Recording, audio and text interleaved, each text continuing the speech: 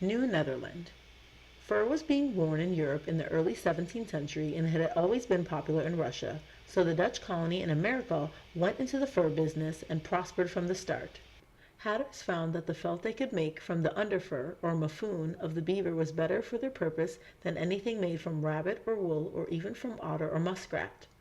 Old fur that had been worn until it was dirty and greasy made the best felt. That created a market for the filthy match coats, or matchagoats, that Indians had worn and discarded. In time, beaver skins that had been sold to the Russians and worn to rags were repurchased in Western Europe and made into hats. A beaver hat would last 50 years and was so expensive that a man often made a special bequest of his hat in his will. Hat making. Beaver hats were soon made in the colonies as well as in Europe. The first step in turning beaver skins into hats was to pluck the fur off the hides. This was done with the thumb pressing against a flat slip of bone or wood held in the hand and backed by the forefinger.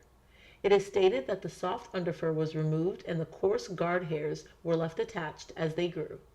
Lacking first-hand knowledge, one must accept this as true. Practiced skill can accomplish remarkable things. In order to mat the fur into a fabric, it was necessary to rearrange the fibers, mixing them up so that they crisscrossed one another. For this, the fur was piled on a special table with turned-up ends and bowed. The taut catgut string of a 6-foot wooden bow was passed repeatedly through the pile and twangled with a knobbed plectrum as it passed.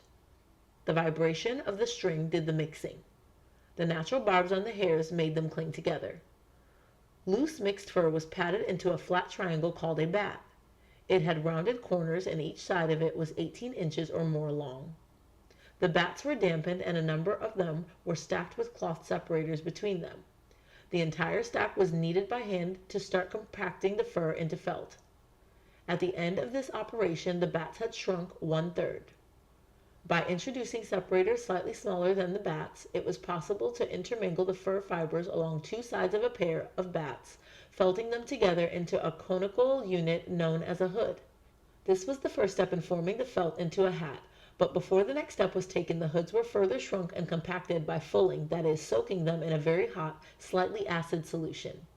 After soaking, the hood was rolled around a wooden rod and further kneaded or even pounded. Shaping was done by stretching and pressing the boiling hot wet hood over a wooden mold. The hatter avoided scalding his hands by constantly dipping them in cold water. Some molds included the brim, but most of them shaped the crown only. The brim was ordinarily formed by hand and trimmed to size. The molded hat was dried overnight in a warm oven and in the morning was finished by smoothing it with pumice or fine sandpaper. If the hat was to have a nap, as all good beavers' hats had, it was raised after smoothing by working over the surface with a fine scratcher made like a wool card. Hatters. The main sources of beaver pelts were New Netherland and New France.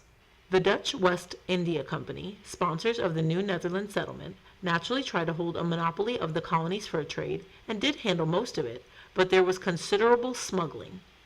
The Dutch Boschloppers, or woods runners, went into the forest and traded the forbidden rum and firearms for furs, and a considerable amount of kitchen trading was done by the outlying homesteaders. Fort Orange, or Albany, was the collecting point for the pelts, but New Amsterdam, to which they and the increasing farm products had to be sent for shipment, soon became the principal town, and it has remained so. New Netherland flourished until 1664, long enough to make the whole Hudson Valley and half of Long Island thoroughly Dutch. Then the English sailed in and took it over from peg-legged Peter Stuyvesant, just as he had taken over New Sweden.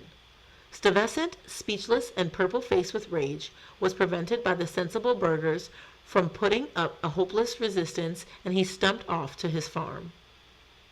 From then on, except for a short lapse, the colony was officially English, but its inhabitants were still Dutch, and even now their traces persist. Houses. Dutch houses in New Amsterdam.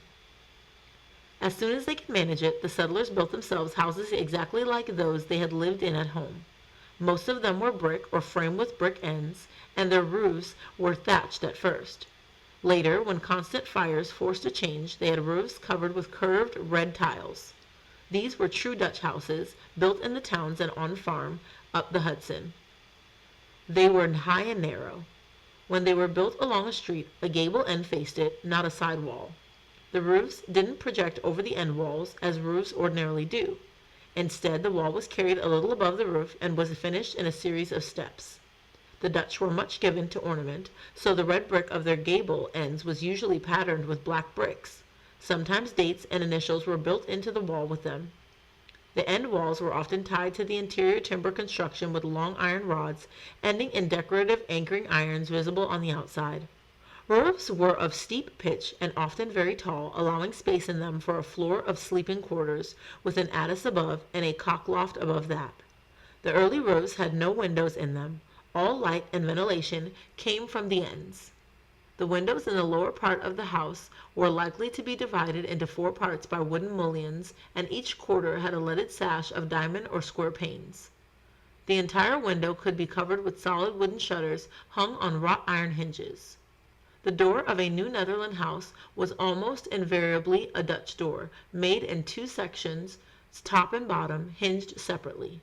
This kind of door allowed ventilation on a warm day without inviting into the house the pigs, geese, and hens that roamed the street. The door had a big brass knocker. Dietrich Knickerbocker stretched the truth when he said a Dutch hoistval would wear out several knockers in a lifetime of daily polishing. 2 benches were customarily built outside, on either side of the door, not on the ground but on a low brick or wood platform called the stoep. We have inherited word and platform as stoop. Here on pleasant evenings every family sat, the men smoking, the women knitting, and the children beyond doubt giggling. All who passed, friends or strangers, were expected to stop and chat a moment or an hour. In the countryside around New Amsterdam, the Flemish built another kind of house entirely, following the pattern of those they had left behind. Modern houses copied from them are miscalled Dutch. Many of these houses were stone, though on Long Island, where there are no stones bigger than baseballs, they were of frame construction, with the outside walls covered with shingles or clapboard. Where the Dutch houses were tall and steep, the Flemish houses were a story and a half, squat and quiet. The roofs had a gentle pitch that became still flatter at the eaves, where it extended 3 or 4 feet over the building's side walls. These houses originally had a kind of fireplace that to the modern mind seems weird. The fire was built on a dirt hearth against one wall, which was protected at that point with brick. The smoke went up through a large hole in the ceiling into a hood or chamber built in the attic of clay-smeared wood. From the hood, the smoke escaped through the roof by a small and quite normal chimney. The hood was used as a place to hang smoked meat, since the smoke would preserve it. In later houses, a brick closet was built in the attic as part of the chimney, or sometimes smoke was diverted into a large hogshead called the smokehouse. Inside the houses. The principal characteristic of a New Netherland interior was its spotless cleanliness. The Dutch passion for constant cleaning seemed eccentric to visitors from the English colonies, where no such habit prevailed. Even unpainted woodwork and the beams across ceilings are reported by visitors to have been scoured to whiteness, though many Dutch houses had whitewashed walls and ceilings. Floors were scrubbed and sprinkled with clean sand, which can't have been very pleasant to walk on. Window glass sparkled at all times, and fresh linen curtains were hung weekly. A Flemish farmhouse in New Netherland.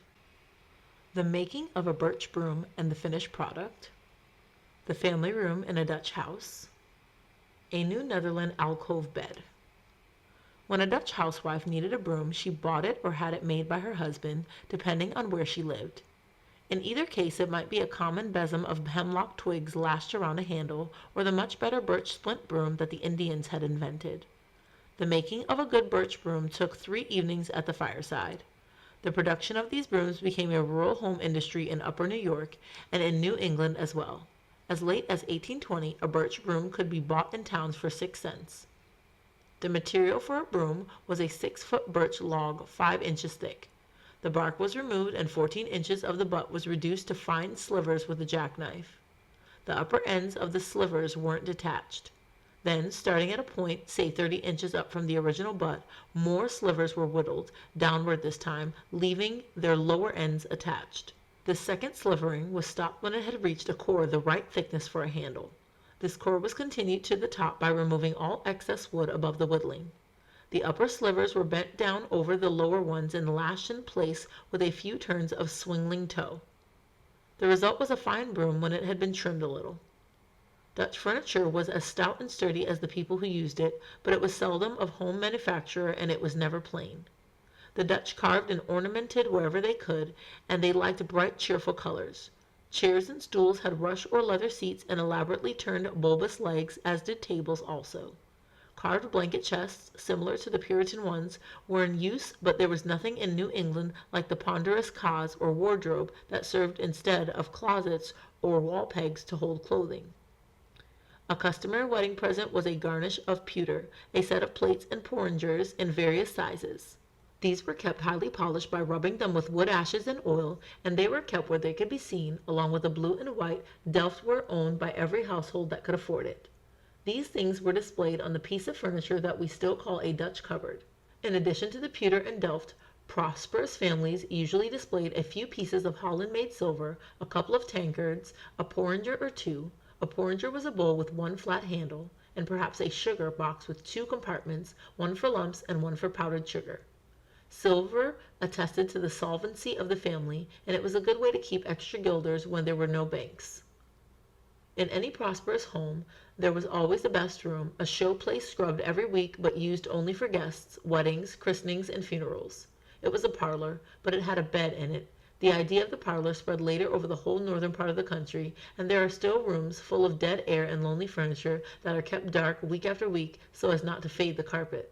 A southern visitor to New Amsterdam said that one might go all through a Dutch house without ever seeing a bed. He was quite right, but the beds were there. They were built into alcoves, closed off from the rooms by curtains or by folding doors.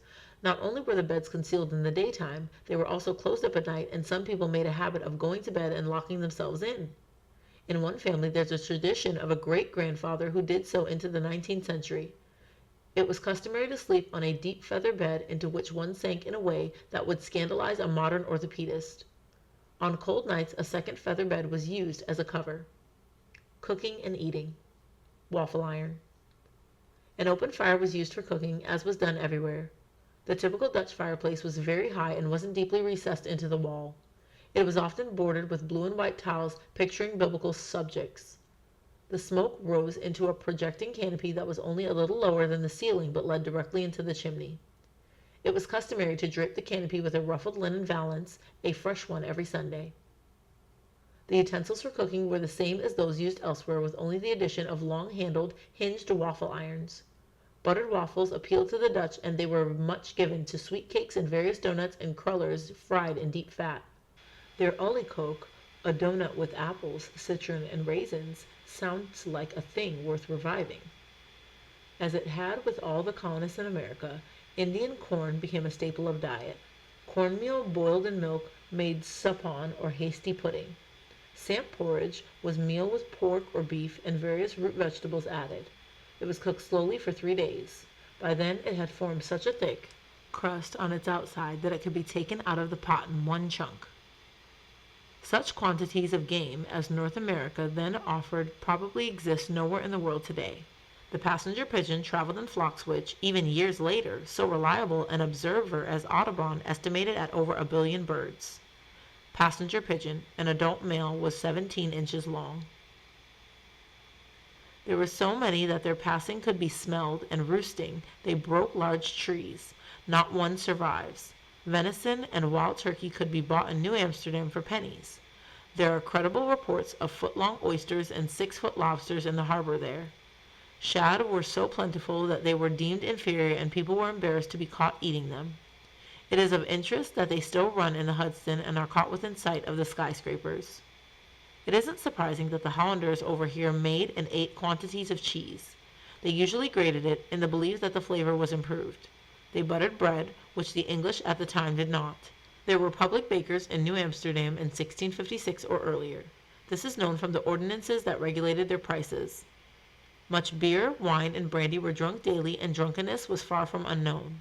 It was customary to furnish workmen building a house with libations to keep them contented, and the liquor was a substantial part of the building cost. When a man married, he laid in, if he could afford it, a pipe of Madeira. This wine was broached at his wedding feast, then laid aside to be opened again for the christening of his first son. What was left of the 126-gallon pipe was kept to be drunk by his friends at his funeral.